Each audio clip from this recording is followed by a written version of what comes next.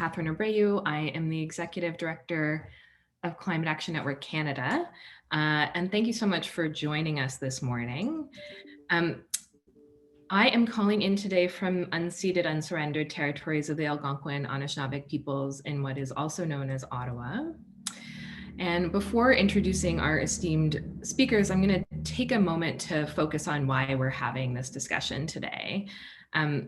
Within the next couple of weeks, we're expecting a few really important announcements to come from the Canadian federal government. On Monday, April 19th, we'll of course see the annual budget released. And then next week on Earth Day, April 22nd, President Biden is hosting a summit where we anticipate Canada will announce a new emissions reduction target. The past few months have seen a flurry of climate-related news in Canada. We got that commitment to net zero emissions by 2050, new draft climate accountability legislation, a new climate plan with healthy economy, healthy environment in December 2020. And of course, the Supreme Court confirmed that the federal government has legal authority to set a minimum national carbon price, and a slew of funding announcements have been made for green and also not so green initiatives. We've also heard very recently with the release of Canada's annual national inventory report on Monday that unfortunately emissions in this country continue to stay at high levels. So we have not been successful in bending the curve of emissions in this country over the last number of years. Unfortunately, Canadian greenhouse gas emissions are just 1% below what they were in 2005, despite the fact that our current pledge under the Paris Agreement requires us to reduce emissions at least 30% below 2005 levels over the next 9 years by 2030. And we know that that pledge under the Paris Agreement is insufficient, and that Canada would have to at least double that commitment to get closer to our fair share of the global effort to confront climate change. So given that state of play, what do these commitments that we've heard in recent weeks and months and other policy actions add up to? Is Canada a global climate leader, or do we have a ways to go before we can claim climate leadership? That's a question that I'm going to ask our panelists today. And a few housekeeping notes before we dive into the conversation. We have interpretation available for our speakers today. If you want to access that interpretation, you can look to the bottom of your screen where there's an interpretation button and choose the language that you would prefer to hear the speakers in. So make sure to remember to switch between languages as speakers might be switching, and those offering questions might be switching languages. We will first, I'll ask some questions of our speakers, we'll have a good conversation, and then about 25 minutes before the end of the hour, we will open it up for questions, making sure to end our conversation at the top of the hour at 11 a.m. Eastern, so that some of you who might be going to a speech by a certain minister can make it to that speech on time. And just a reminder to those who are on the line with us to please mute yourself if you're not speaking. It just makes the quality of the sound a lot better for us. So I'm really thrilled today to be joined by three renowned international experts, each bringing a unique wealth of knowledge to this conversation. President Mary Robinson's long list of titles include President of Ireland from 1990 to 1997. And Mary is currently the chair of the Elders. Her roles have also included UN Special Envoy on Climate and United Nations Human Rights Commissioner. Welcome, Mary, and thank you so much for being with us today. Thank you. Ruth Ivory Moore is the Program Director for Environment and Corporate Social Responsibility at the Evangelical Lutheran Church in America. She is also a sustainability consultant, Environment and Corporate Social Responsibility Director, Advisory Cloud Management Consulting, and Mary is a leading voice in climate justice in the United States. Ruth is a leading voice in climate justice in the United States. Ruth, thank you for being with us. And finally, Brian O'Callaghan is the lead researcher and project manager at Oxford University's Economic Recovery Project. He is a consultant at the Robertson Foundation. So Mary, let's begin with you. From your perspective, how does Canada look on the world stage when it comes to climate action? How do we compare to our peers when it comes to emissions reduction? Well, first of all, I'm very happy to be involved in this briefing before the important climate summit, the Earth Summit, on the 22nd of April, which the Biden-Harris administration are organizing. I think there's a perception that Canada is a bit better than Canada is in reality. And that's why I'm very interested in this discussion, because I think it's important. After all, Canada is the only G7 country where emissions have increased since the signing of the Paris Agreement. And implementation of what is an inadequate climate plan anyway has been far too slow. Although I do know that the government is putting tools in place, and they are important. There's a Climate Accountability Act going through your parliament, and there's a comprehensive climate plan announced last December, and also the national carbon price has now been upheld by the Supreme Court, which has just confirmed that the federal government authority can implement and enforce it. That's really important and a very good news. But other countries, for example, the United Kingdom, which has the presidency of COP26, is halfway to net zero before Canada's even begun. So I really do want to encourage. The elders are not about criticizing negatively. We're about encouraging positively. And I positively want to encourage Canada to step up because in a way, I think the population of Canada believe that Canada is quite good on climate, is giving quite good climate leadership, and maybe a little bit shocked to know this is not the case. I wrote an op-ed last July about the need for Canada to keep a sense of leadership.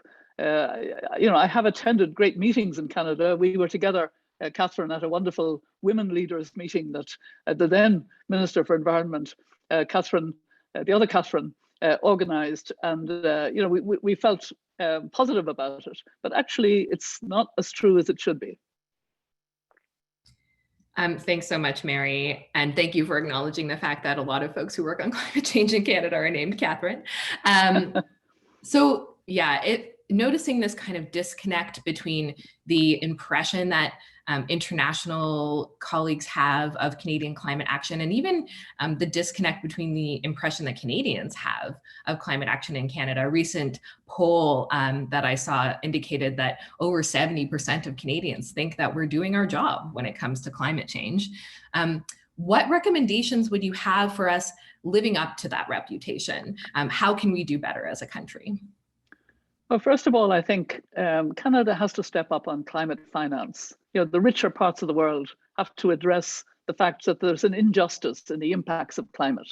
And that's what climate justice is all about. And that's what I spend all my time talking about, that it's unfair, that it's the poorest countries, the poorest communities, Indigenous peoples, small island states that early and disproportionately have been affected by climate, and they're not responsible. So rich countries do have to step up. And my understanding is that to reach the 100 billion a year, richer countries have to pay their fair share. And for Canada, that would be about 4 billion a year, not the 800 million that they're working towards. There's a real difference. So that's a real step up. They need to at least double their commitment on climate finance. And then the target, the 30% target was far too low. A 40% would be too low, given the Biden administration, the Biden-Harris administration is expected to really step up. So I think 50% or more. I know some NGOs would probably want more, but significant stepping up of commitments, both on reducing emissions by 2030 with the NDC worked out to establish how that's going to happen, and more on climate finance. Thanks, Mary. And I'll just mention that we at Climate Action Network Canada, along with many of our members, have crunched the numbers, and we think that Canada's fair share of the global effort to limit warming to 1.5 degrees would require a domestic emissions reduction goal of about 60% below 2005 levels by 2030, which is that doubling that you mentioned. But really appreciate that you've pointed out the fact that it's not just about reducing greenhouse gas emissions, it's also about accounting for Canada's historical responsibility for the problem of climate change and the fact that we're one of the wealthiest nations on the planet. So we have the ability to act. And that climate finance piece is really the other side of the coin when it comes to climate ambition, right? In addition to those ambitious emissions reduction goals. So maybe a final question to you, how do we stack up when it comes to our peers on climate finance? I think, no countries, the leading countries have not stepped up enough. After all, this commitment of 100 billion has been there for quite a long time now, 100 billion a year by 2020, and we still haven't actually reached it. When you think of the recovery packages that have, unleashed so much money in the rich world in order to secure their future, and it's understandable and it's good that it's happening, but it does point out that there's something mean, if I could put it that way, about the commitment that the richer world, which is historically and currently responsible for such a significant part of what's threatening the future of our world, what needs to happen and to step up. And meanwhile, a lot of money is going to fossil fuel. I mean, I talked about, which I understand is a kind of estimate made by the NGOs and others of what would be fair for Canada, the 4 billion a year. My understanding is that Canada subsidizes fossil fuel by about 10 billion a year, including both in Canada itself and through its Canada Export Development body, the Export Development Canada. This is something we're trying to address in other countries as well. My fellow elder, Ban Ki-moon, who was my boss when we worked at the UN, he's now my deputy, and very supportive of the fact that he has a woman as chair of the elders. He's just written a very strong op-ed about coal in Canada, coal in Asia, reducing coal in Asia. So we elders are trying in an encouraging voice to really get Canada now as a leader to step up and be a leader. Thanks, Mary. Really appreciate that call to action. And I think we'll end on that note with you for now and move to a conversation with Ruth. Great insights. Thanks so much, President Robertson. Ruth, let's make sure that Ruth is unmuted.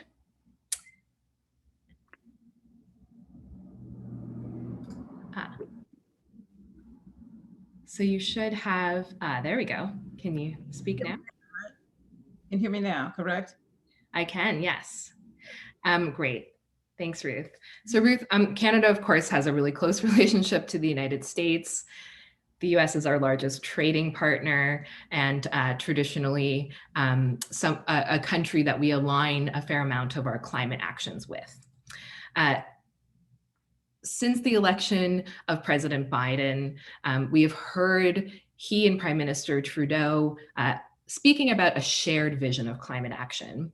And while there are opportunities to work together on the key priorities that both administrations have identified, so we've heard that they want to work together on methane regulations, clean fuel standards, greening electricity, still it seems, watching the news from the US, that there are several areas where an incoming Biden administration is kind of setting a new standard of climate leadership and that Canada needs to catch up. So in Canada, as we are watching the administration and the way that they're incorporating environmental and climate justice into their environmental planning and policies, I'm wondering if you can share with us why you think that's really important, how necessary it is to have a directive at the top focus on environmental justice. What is the Biden administration doing on that front? What do they need to be doing better? Where do they fall short? And what might we be able to learn from those efforts south of the border? Okay, thank you. Thanks a lot, Catherine. And I appreciate the opportunity to be here. And you're absolutely correct. Since January 20th, when the new Biden-Harris administration took office, there have been so many positive things that are happening. But we're also so far behind, so we need to do a lot of catch up. Now, regarding how the administration is putting environmental justice for the first time as a focal centerpiece in every agency and also in every piece of legislation. And we are extremely encouraged by seeing the administration efforts as they are addressing climate change and recognizing that you can address climate change and also grow the economy, add new jobs, but it's most important that we leave no one behind. And so by making environmental justice a high priority, we really appreciate the efforts that are being done. Not only is it being made a high priority in words, but in action also. What we do know is that, and everybody else knows, that it's the most vulnerable and the marginalized that are most impacted by climate change. What we do see that's needed, though, we start to do more and look at environmental justice, we need to make sure that we are bringing in those who are part of the solution, bringing them to the table to make sure they're part of the solution. That is, it's not a top down, but it is exactly, we're bringing those folks to the table. And that is one thing that the faith-based community is very focused on, and we in the ELCA are focused on this year. It's important that we address this existential threat of climate change. And our position has been that we remain unwavering. For so long, we have been the voices that are critical. We feel we're critical to motivating, activating, and mobilizing people. We feel we need to be a springboard for entities to take action. But most importantly, we need to make sure that we have these voices at the table. They bring a level of expertise. They bring a level of knowledge that you can only get by having these voices. So if there was one thing that I would say that the US and Canada could do better, that is connecting better with those grassroots voices, those people who are most impacted, with the understanding that each area requires different issues. The US will be issuing its NDC very shortly, likely within a week. And we believe that NDC is going to be around 50. We're not quite sure yet. But no matter what is issued, it's not likely to be high enough, that's for sure. But also as part, in addition to setting a target, you also get to be able to set an inclusive type process. So most importantly, I would say is that you need to make sure that we have ambitious targets, we have an inclusive process, and that we make sure that those who have the most at stake are part of this process. Thanks, Ruth. Really powerful words. So, an interesting development in Canada, we talked about another piece of legislation that's still kind of making its way through the legislative process in Canada on climate accountability. But something that I think a few people missed is that private members bill, Bill C-230, which is a national strategy to redress environmental racism, actually passed through second reading in the House of Commons in Canada recently. So it still has quite a long way to go before it becomes law, but it does seem like there is this really interesting awakening that's kind of happening, and that we in Canada are not missing out on that there is a political conversation about environmental racism, and that indeed there is a kind of attempt to make sure that the apparatus of government is addressing that. That being said, we're not really seeing those kind of social justice outcomes baked into environmental and climate policy yet in this country. And so I wonder if we can maybe leave off with you with my final question, which is, how do you think that we can design those policies? How do we make sure that those positive social outcomes that are often, kind of the incidental outcome of climate policy are actually the intentional outcome of that policy? I go back, that's a very good question. It's also a very challenging one. If you look at some of the most significant impacts of climate change, climate-induced migration, displacement, food insecurity, all of that goes to just transition. We need to understand what is happening. We know that climate-induced migration is growing. And according to United Nations, an average of 20 million people being displaced every year by climate, weather, or weather-related events. Those who are impacted are usually those people who are most vulnerable, the marginalized, people of color. We need to make sure that we have spaces to address those issues. We also need to address food security. So what we've got to do is it's not like we can look at environmental racism and say there's one piece of legislation or one area. We've got to look at it holistically. What are the different climate impacts? And then what is needed to address those climate impacts?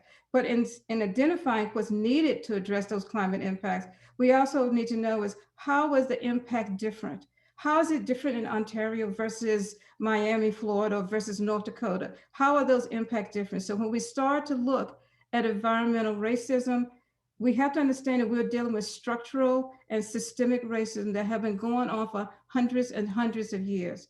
And unfortunately, it's not just a US issue, it's not just a Canadian issue, it is a global issue. So what we've got to do is understand is we've got to start looking at policies and legislation and bill through racial justice equity lenses. Which group are being impacted? How are they being impacted? And are they disproportionately impacted? And what do we need to do to remedy those impacts that we're seeing? Whether we're looking at migration issues, whether we're looking at fuel security issues, or to address just transition. And we also need to make sure that when we do transition, and we will transition to a renewable energy economy, that we don't leave anyone behind. We do not want to exacerbate those numbers that are most vulnerable and marginalized. We need to make sure that when we do transition, we do it justly. That is, we are leaving no one behind, and we make sure there are no stranded communities or stranded individuals, which means we have to double down and make sure that no one is disproportionately impacted due to their race, gender, ethnicity, or disability or age. Well said, Ruth. Thank you so much. And really also appreciate that reminder that it's about addressing things at the root, right? Getting to those structural, systemic inequalities that underlie racism, colonial forms of extraction and climate change. And it's really working at that structural level that we are going to be driving that change for the long term. Thanks, Ruth. I'm going to move on to Brian. And once Brian and I are done our conversation, we'll be opening up for questions. So please get your questions ready. Brian, how does Canada compare to our international peers in our investments in a green economy? So we just had a great conversation with Ruth, who mentioned just transition. And when I hear the phrase just transition, I think about making investments into our economy to kind of grow the low carbon, clean economy elements to lock in prosperity in the long term, and figure out how to make sure that workers and communities aren't left behind in that transition.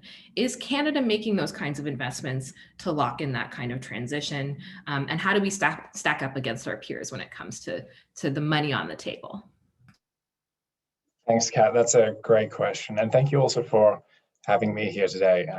It's a privilege to be in the same room as the former president and Ruth too. And I mean, first, just to say that I absolutely agree with each of the comments already made. This year and this moment right now is one of the key moments on climate. We have both the incoming or the current Biden administration plus a fairly large COP, and plus the opportunities that come with how we recover from COVID. This is a chance, perhaps the last chance, for governments around the world to reorient their economies so that they're, as we say, decoupled from fossil fuel emissions. We want growth to be decoupled from fossil fuel emissions. I do want to state that this justice, fair share, and foreign aid nexus is a really important part of this conversation as well, and I really hope that we get back to that later. But to go directly to your point here, Kat, look, unfortunately, Canadian action does not quite match green rhetoric so far in this crisis. While there have certainly been some positive investments, and we definitely need to give credit where credit is due, we need to also put that spending, that green spending, in context. We've seen about 17 billion in green spending from Canada in response to the COVID crisis. 17 billion is a big number. We can compare that to France at 57 billion, approaching 60 billion now, about 50 billion in Germany, 42 billion in the UK, right? Putting it in that context, 17 billion doesn't seem as stark anymore. And in our conversations with the UK government, as Mary would say, the framing is on additional opportunities to come, right? There's significant more space for targeted investment. And it's imperative that the Canadian government focuses on those opportunities. Unfortunately, there's also been quite a few instances of dirty spending in Canada in response to COVID. And in that they join a party of climate investment laggards, including my home in Australia, unfortunately, and Iraq and Saudi Arabia. We've counted at least 140 million in COVID spending on oil and gas in Alberta, as well as, I believe, another 100 million or so is the Alberta Energy Regulator, some of it just to make drilling easier. Also seen extensions granted for oil and gas tenures. To be clear, those are unacceptable, and Canadians shouldn't stand idly by as their taxpayer dollars are used for those unsustainable enterprises. And that's COVID specific, right? We're not even talking about the ongoing support that's provided to fossil fuel entities. I believe Mary mentioned a figure in excess of 10 billion a year. And again, it's not just a problem in Canada, it's a problem back home in Australia. For me, it's a problem around the world. If we are going to make significant inroads against climate, we need to get rid of those spending measures. And additionally, if we're to be preparing our economies for the future and ensuring that we aren't left in this state where coal, gas, oil extraction facilities just have to shut down overnight because they're no longer economic. And people lose their jobs. If we want to avoid that state, we need to be investing now in an economic transition. Thanks, Brian. And thanks also for that perspective on how Canada's investments stack up with our international peers, but also that reality check on the fact that it's not just about, putting money on the table for clean technology or, electric vehicles. It's also about stopping the spending on the bad stuff. And I think maybe, where we need to kind of get to is a conversation about investing for that kind of structural change that Ruth and I were talking about, instead of those low cost incremental greenhouse gas emissions reductions. Because if we're not changing the system that currently relies on billions of dollars of fossil fuel subsidies, then we're going to keep shelling out those taxpayer dollars to those subsidies. So we've talked mostly about public finance in Canada, but I'm wondering if you have a perspective of how Canada is looking in terms of private finance.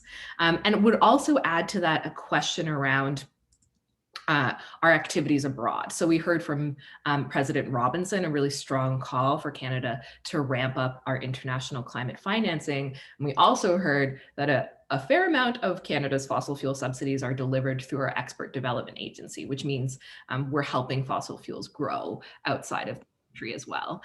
So maybe you can talk a little bit both about that spending abroad and also about our kind of trends when it comes to the private sector spending. Sure, and both are big questions which would warrant hour-long discussions in of themselves. So apologies in advance for simplifications here. Speaking about Canada specifically, green investment is about a path to prosperity, a prosperous future driven by economic growth, reduced inequality, improved health outcomes, and a cleaner natural environment. In times of economic contraction like right now, governments have the opportunity, as I was just saying, to reorient their industrial policy to meet future needs and excel. Obviously, to do that, it's not just a one-sided public affair. You need to be partnering with private institutions, private entities, and incentivizing them to spend green, spend on these future areas of opportunity. In our work at the Oxford Economic Recovery Project, we've highlighted 5 core policy areas of opportunity for Canada. They cover green energy, sustainable transport, natural capital investment, energy efficiency in buildings and construction, and clean research and development. Each of those needs to be in partnership with private entities. Now, there's using public spending to incentivize private investment. There's also the private side regulatory interventions that are important to this conversation. We saw actually this morning in New Zealand the first integration of TCFD climate disclosure requirements into law. So every large New Zealand-based financial institution will now have to assess the climate risk of each of their assets. And that ends up covering something like 90% of the assets in New Zealand. That's a really positive example of how regulatory side interventions can help to orient the private sector to make those positive investments too. Very much welcome further questions on that. I don't want to get too technical and bore some of the press here. To speak to the international question, this is exceedingly, I can't overstate how important this part of the conversation is. To date, COVID recovery spending in advanced economies has totaled about $11,500 per person, governments in advanced economies. In developing countries, in the least developed countries, it's about $10 per person. We already had a huge gap between the developed and developing world. That has been exacerbated by COVID, and without some type of long-term partnership and support, the gap just continues to grow and grow and grow and grow. That's obviously, we can have the justice conversations and the altruistic perspectives. That also creates significant economic risk though. Our current globalized world is dependent on global stability. And to have a situation in which you have the poorest of the poor getting even poorer, that leads to situations of unrest, it leads to situations of economic instability, which is detrimental to the rest of us. And then again, I think as President Robertson put exquisitely, the commitments of the international community to fair share have not been met, and we're still a long way off from meeting them. How is that acceptable? It's not. Leaders like Canada, like the UK, like Australia, my home, have a long way to step up, and they need to do so urgently. Thanks, Brian. I know it can be really challenging to fit these complex ideas into a few minutes of speaking, but you're incredibly articulate, and that was really well put. Thank you. All right, folks, we're going to move into questions now. So it'd be great if we could highlight the videos of all of our speakers. For those who would like to ask questions, we'll be turning to questions from the media first. Please indicate your desire to ask a question along with your outlet affiliation in the chat box, and we will unmute you to ask your question. And for those who are joining us from the climate and environmental community in Canada, hello, friends. We will also, if we have time, turn to questions from you a bit later in the hour. I'm going to kick off with a few more questions that I have, and a reminder to everyone, because a few folks have joined a bit late, that today we're speaking with Mary Robertson, former president of Ireland and current chair of the Elders, Ruth Ivory-Moore, program director of environment and corporate social responsibility at the Evangelical Lutheran Church in America, and Brian O'Callaghan, the lead researcher and project manager at Oxford University's Economic Recovery Project.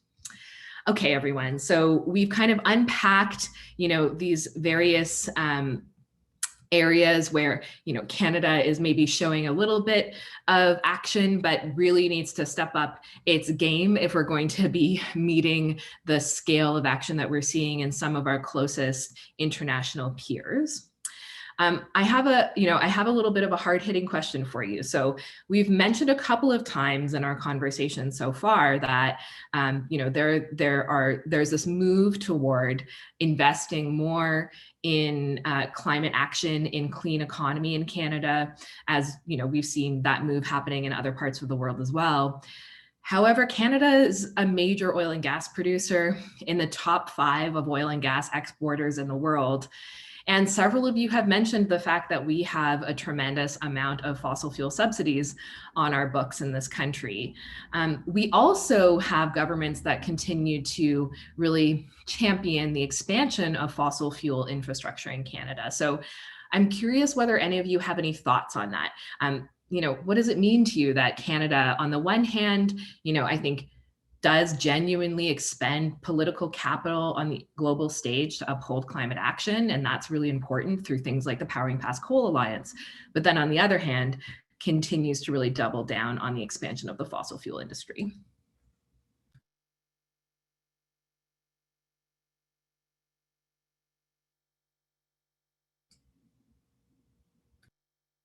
Mary.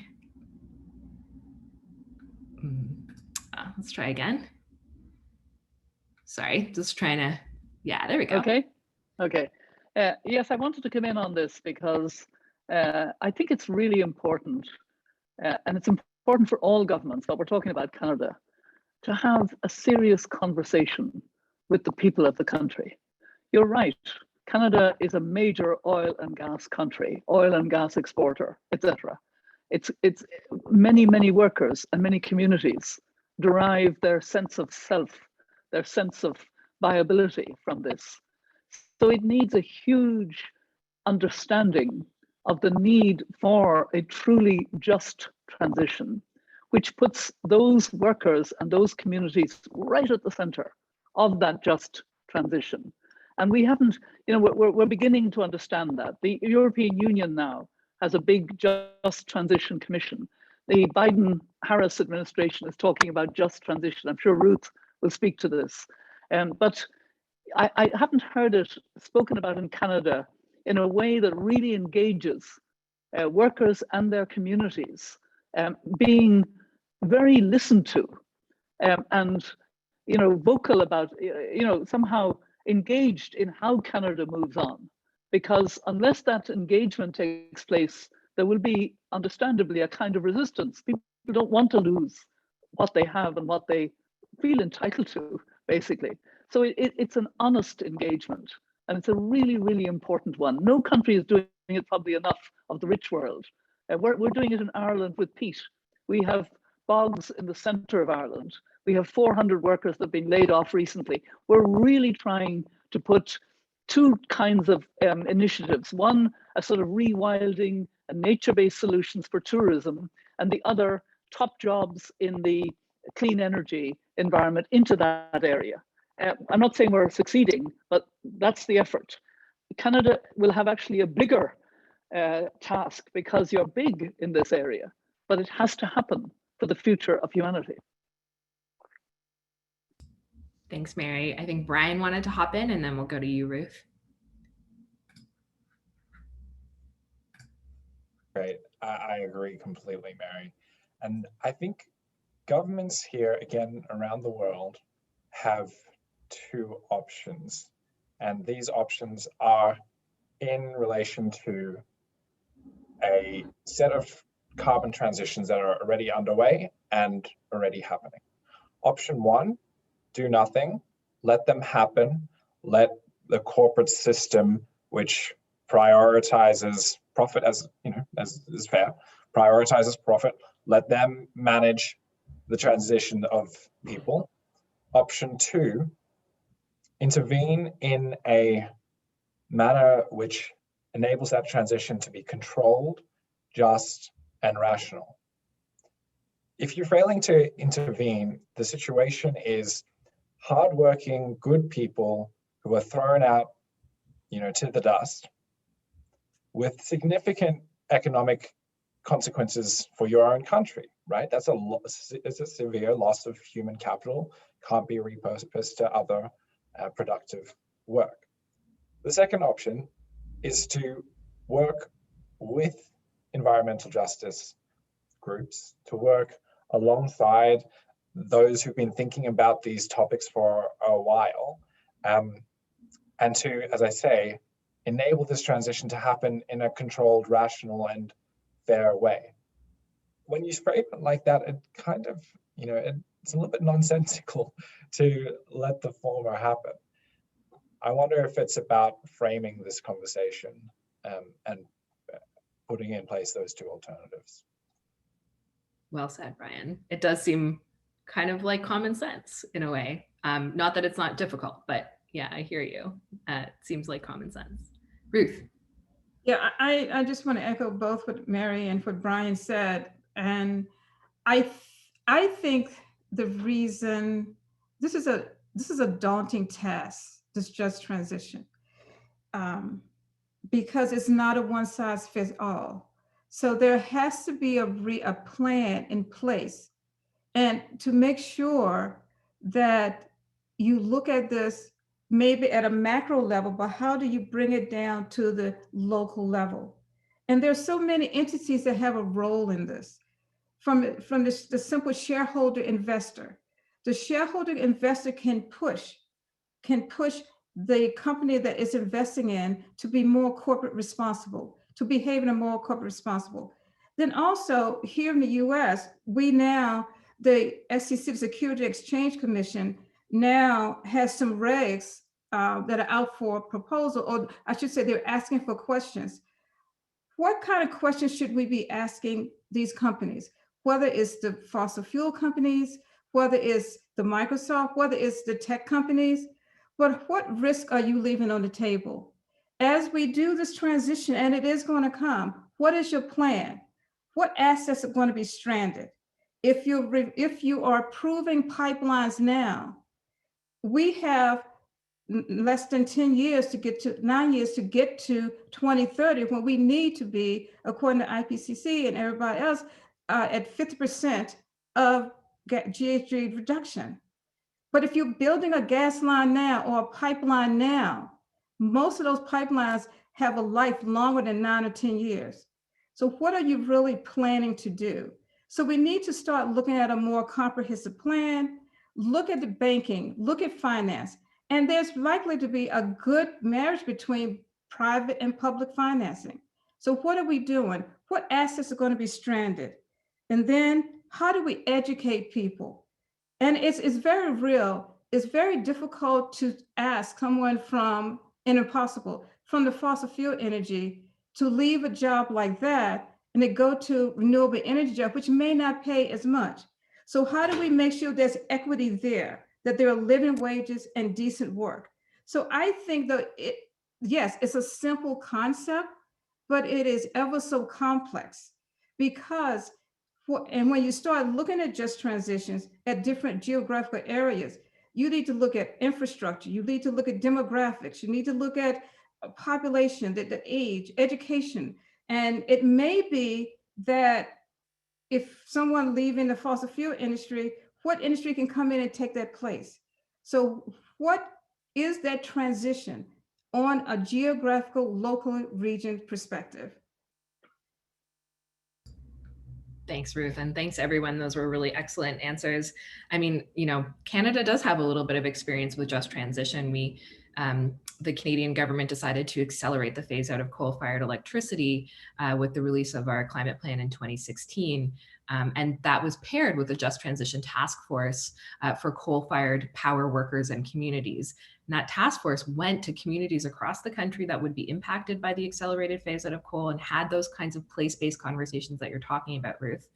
And so that, I think, is a really useful model for us. The trouble is it was reactive rather than proactive. So really, it was a task force about, dealing with the fact that we'd made this policy choice to phase out coal rather than thinking through, what are those industries of the future where that prosperity and those jobs are going to come from. So I can see that we have a question from a journalist in the chat. Mitchell Beer with the Energy Mix. Mitchell, I know you've written out your question, but I wonder if you'd like to speak up and ask it live. I'll ask you to unmute. Well, since you invited me, thank you, Kat, and thanks to the panel for a brilliant presentation so far.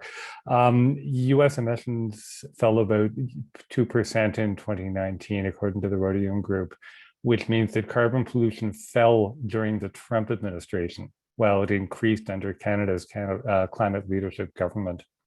What's the minimum commitment we need to hear over the next week, with the NDC announcement coming up and the budget on Monday, for Canada to be able to show up at the Earth Week, the Earth Day Summit, and not be an embarrassment to itself?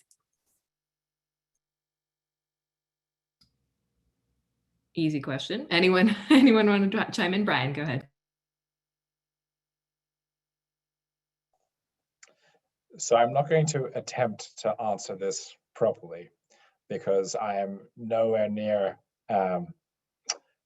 versed enough in matters of international relations and political affairs to know what is not an embarrassment. But I would challenge the question and ask whether we should be trying to avoid being an embarrassment, or instead be a leader. I think that there are opportunities for Canada as a resource-dependent country to be a leader amongst resource-dependent countries. You have many. You have, India, Australia, China, Brazil, all in similar places, very much dependent on resources, looking to make some type of economic transition and unsure how to do so. So I would love to see, of course, enhanced targets, of course, enhanced COVID recovery or green recovery spending, but I'd also like to see some type of demonstration of a willingness to transition the economy and do so, I suppose, in a coordinated and accelerated fashion. So maybe all I'm saying is go beyond the targets. I'll leave the nitty-gritties to the other two. I really appreciate that perspective, being a leader amongst resource-dependent countries. It's a really good point. Mary. I would very much agree with Brian. I think the world is relieved at the Biden-Harris administration, not just coming back, but actually having real commitment on the climate front, both within the United States and internationally. John Kerry is traveling, he's going to China, he's really making a difference within the United States. We can see the policies are focused on a real future, jobs, but also equity, fairness, racial justice, all of that. And I loved what Ruth was saying about that earlier. I think Canada needs to have a sense of that, and it's not just words at a summit. I'm afraid that Prime Minister Trudeau has had good words at recent summit, but they haven't been followed up with the policies. So that's not going to be credible at the Earth Summit because there is a bit of a disconnect at the moment between how Canada is perceived from the outside, certainly, in all good faith and all encouragement to Canada. There actually needs to be a real step up of leadership, not trying to avoid humiliation. That's the wrong way to, I think, characterize it. Important reminder, Mary, it's really about where the rubber hits the road, actually delivering on those promises, making sure that domestic action lives up to the commitment. And of course, we've had a hard time doing that in Canada. We've missed every climate target we've ever set. So making sure we end that trend. I'm going to turn to Ruth. We then have one more question in the chat that I'll ask of the panel. And then I'll give you all a minute to give some closing remarks. Before we head into that conversation, before I turn to you, Ruth, I just want to remind everyone that we are recording this session. A few of you joined late. It would be tragic for you not to hear the amazing opening remarks from President Robertson and Ruth Ivory-Moore. So please do watch that recording. Ruth, a final comment on this question from Mitchell, and then we'll move to the final question. Yeah, I just want, and I appreciate the framing, moving from embarrassment to leadership, because I also think that being hopeful and being positive is going to be the way we move along. But also there is a good relationship now between the United States and Canada. And I think the more that we collaborate and the more that we push each other, the better we're going to see things happening. With this, the fact that the US was able to reduce its emissions a few under the Trump administration show what can happen when it doesn't have to be all the administration, but when you have subnationals deciding to take on the lead, and you have subnational, you have companies, you have civil society pushing. So the more that we can push, the more that we can be more collaborative. I think because we are such good neighbors and such good partners, the better we're going to be. And come to agreements like on things that, is the pipeline really necessary? Is that pipeline bringing that material from, bringing those tar sands, is that really necessary? Or what should be done? So start to collaborate on more things like that. Excellent point, Ruth. All right, I'm going to turn to each of you for closing comments. As a kind of prompt for your closing comments, I'll mention a couple of questions in the chat. We have one around greenwashing. So, we in Canada have made this commitment to net zero by 2050, and that's a commitment that we're hearing echoed in many other places, both national, in national governments and also in the private sector around the world. And there's a risk there potentially of using the net zero frame as a kind of greenwashing tool. So there's a question in the chat about how Canada avoids that. And then there's also a question that I think specifically for you, Ruth, around really amplifying the incredible capacity of the faith community to speak up on these issues. So for closing comments, let's return to the order of our opening comments. I'll turn to you, President Robertson, first, and then go to Ruth next.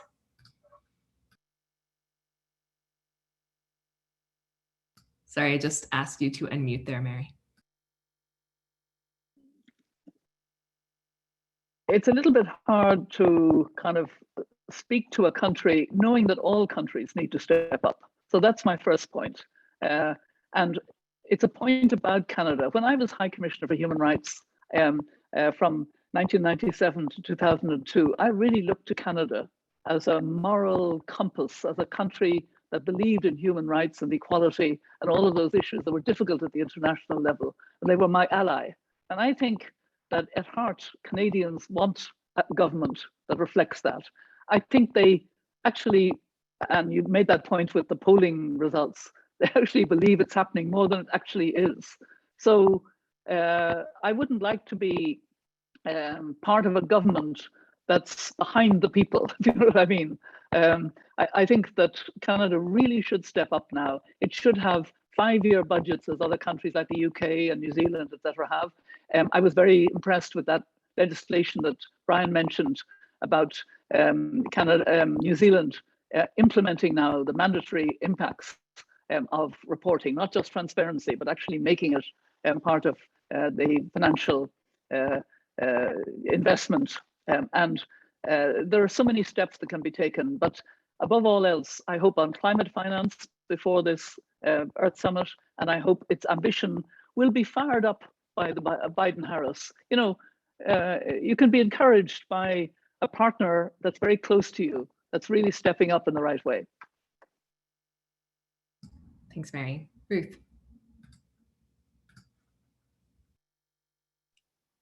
Thank you. Again, thank you for the opportunity to be with you all today. And I'm glad to be able to toot my horn for the faith community. The reason being is that faith forces are so critical to motivating and mobilizing people to act and advocate for systemic changes. We can serve as a springboard to action, including advocacy at the local, state, federal, and international level, creating long-lasting policy changes. We are nonpartisan. We work to remove political and ideological divides in addressing climate change and other areas of injustice.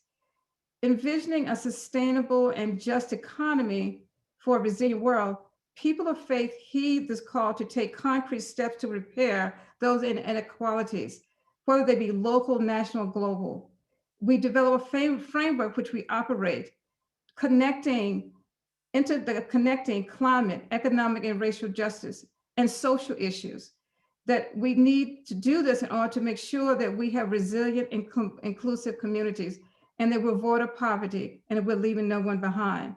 And I just want to really think and just say that As we move forward to become a more sustainable world, we're not looking at the communities next door, we're looking at our global communities. The faith community has been one that can reach across divides, reach across lines, and we are there before, during, and after any type of disaster, any type of event. We are trusted in the communities. We start with prayer, but we do more than prayer. We walk with people. We help them to find solutions. We don't advocate building back in kind. We advocate building back better.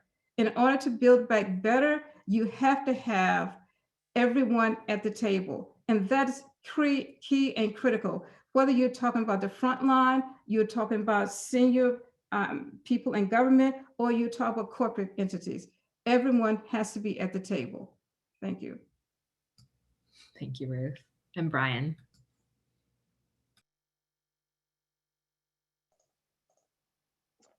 Thank you. And again, thank you for the opportunity to join the conversation today. In response to the question on greenwashing, it's more than companies, it applies to governments too. And my broad comments would be, words are very cheap.